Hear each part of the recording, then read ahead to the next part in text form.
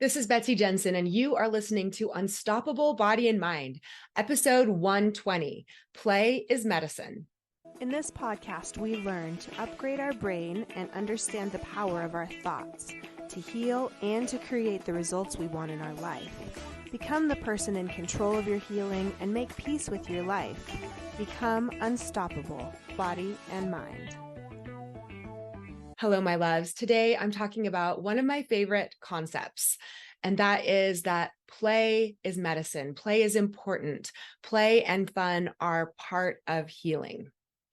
We tend to have this idea that we need to work hard, that healing is going to be hard, that things aren't very valuable if we don't work hard to get them. And we tend to even discount if things are easy. Like it's not going to work if you're just having fun, resting, feeling good. You have to work hard to get the results you want. But the opposite is actually true with healing, especially healing chronic pain and disease. When your nervous system is already dysregulated and in a high alert state, working hard and pushing can keep you dysregulated. You just need to have the balance of work and play for healing. I'm going to tell you a few of the scientific reasons that play is important.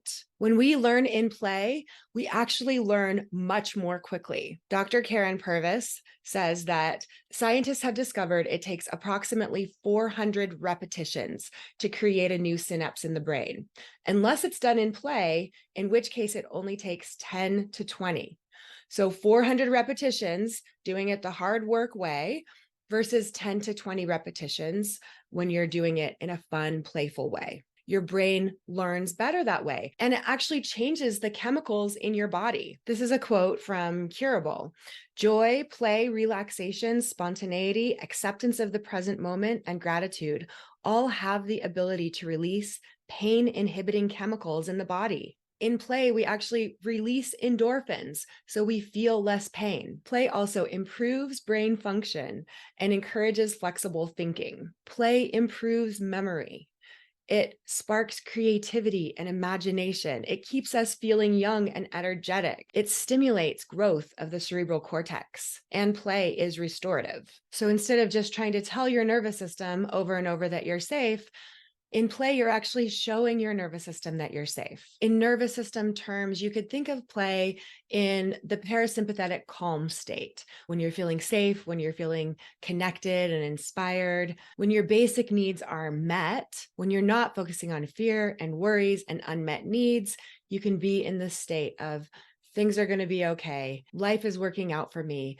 And even being in that state momentarily, it's the rest and repair state, has healthy benefits for your body. We need to not just decrease our anxiety, but increase the amount of time that we're in this parasympathetic calm state, feeling content, satisfied, happy, joyful, grateful. And we can do that through play. If you're not used to resting or playing, it can seem boring.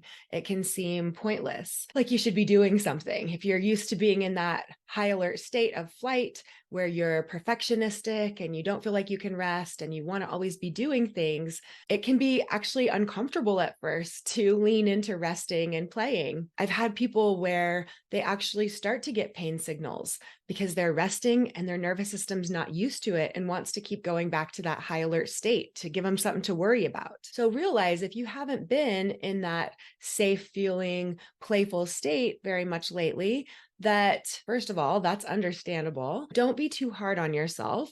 If it's not easy to just start having fun, let your guard down, and start wanting to play. I have a million screenshots saved on my phone, and this quote is from Adam Grant. Resting is not a waste of time. It's an investment in well-being. Relaxing is not a sign of laziness. It's a source of energy. Breaks are not distractions. They're a chance to refocus attention. Play is not a frivolous activity. It's a path to connection and creativity.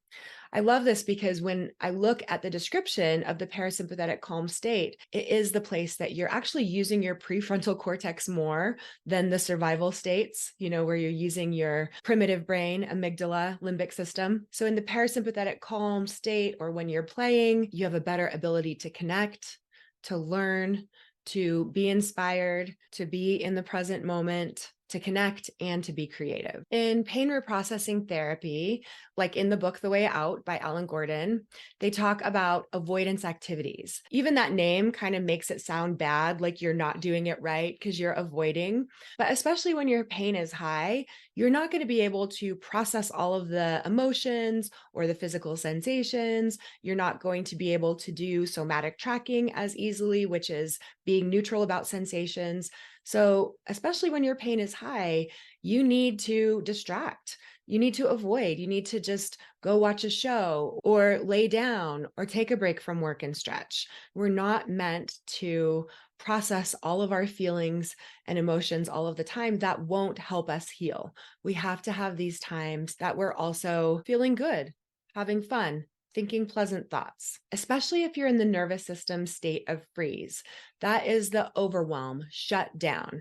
You're likely to have a lot of negative, sad, depressed emotions like shame and helplessness, hopelessness, overwhelm, despair. And you also have a very low capacity for processing emotions when you're in shame. You're so dysregulated and you're having so many of these negative emotions, it's too much for you to process. You're not going to process your way out of them. A lot of times you'll hear you have to feel it to heal it.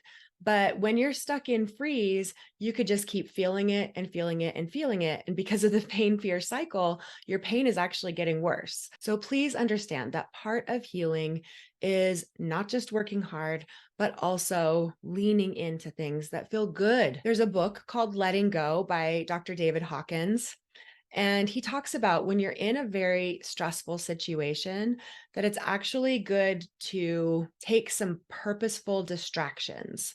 So you're not just mindlessly going to the pantry and eating whatever's there, but maybe you do get your favorite chocolate bar and have some pieces of it. Here's a quote from Letting Go that talks about how we can mindfully push emotions away until we have the capacity to deal with them. When the emotion, or we could talk about pain, sensation, is overwhelming, we want to disassemble it and let it go in bits and pieces. He says, it's all right consciously to push away as much of the emotion as we're capable of at the moment. It's also all right in this circumstance consciously to utilize escape mechanisms, such as going out in a social situation, playing with a dog, watching television, going to the movies, playing music, making love, or whatever one's habit is under the circumstances. So this is how you can reduce the intensity of the feeling or sensation so that you can process it when your brain is more online. One example I noticed where I had resistance in my life to feeling good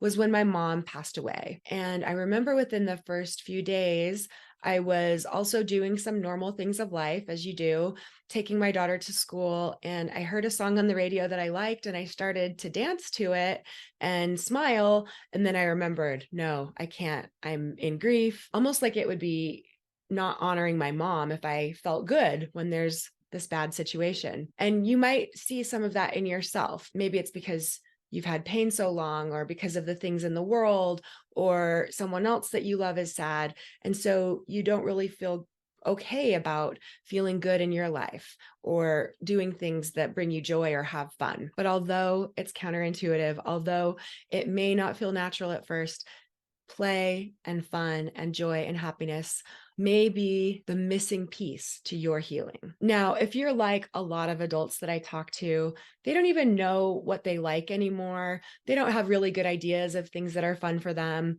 Often the people that I coach with chronic pain, the thing that they really used to love, they're not able to do anymore because of their pain and restrictions with activity. So it can be a challenge to start to have ideas of what's even fun for you. This is part of the process. It's like this playground you get to experiment with and see what you like. It can be intimidating at first. That's normal.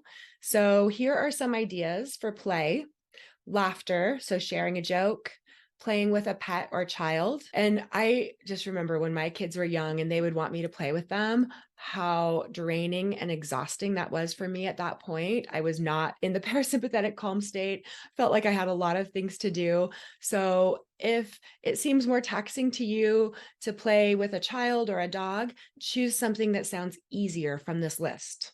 You could remember what you liked to do as a child. So maybe you were into art or construction or science kits or more social activities. You could go outside, even if you're not able to walk outside, sitting outside, putting your bare feet on the earth. Those types of things can feel fun and playful. You could dance or listen to music. And even if you're not physically able to get up and dance, even closing your eyes and visualizing yourself dancing can be very powerful. And also just prioritizing play, giving yourself some time to be lazy and figure out what comes up for you, what ideas you have. I like to think that there are hundreds of different ways that you can regulate your nervous system, that you can rewire your pain, and that you can process these emotions. And what we get to do is figure out for us what feels most downstream. I got this concept from Abraham Hicks. They talk about upstream and downstream. So if you put your canoe in the river and start paddling upstream, you're not going to get very far, and it's going to be really tiring. And it will look like you're working really hard and you'll feel really accomplished because you've done so much, but also you're not going to get as far. And downstream would be you put your canoe in and you get a lot further because you're going with the flow. It's not as hard for you to make yourself do these things that are supposed to be beneficial for you. So what's upstream or downstream for me is going to be different than for you. Something that's downstream for me is dancing, like partner dancing. And for other people, that would not be pleasant or relaxing at all. You can really start with thinking of what's the next easiest thing. When I first started this work, I would think, okay, I'll relax by buying a new instrument, taking lessons, and like learning a skill. Like that's what I was thinking I would do to relax. But this, I'm talking about just playing, spending time doing something that you enjoy without a result or outcome that you're looking for. Sometimes there are just things you have to do and they're not very fun. So I do like to ask myself, how could I make this more fun? Or how could this be more playful? So sometimes I might set a timer, or I might turn on some music. Use your powerful brain to ask it questions like this, and you may be surprised at what answers you come up with. I promise you that going downstream and working with your nervous system and doing more things that are playful and fun and bring joy, this will help your healing faster than working hard and trying to do it perfectly. If you feel like fun might be part of what you're missing in your healing journey, then please look up my coaching and my programs. I'm offering a $39 clarity call with me if you want to talk more about your situation and how play may help you in your healing journey. Thank you so much for listening. I hope you learned a little bit about your brain today that helps you in your life like it helped me. Please be sure and subscribe and leave a review. And of course, be sure and share this podcast with someone you know that wants an unstoppable body and mind.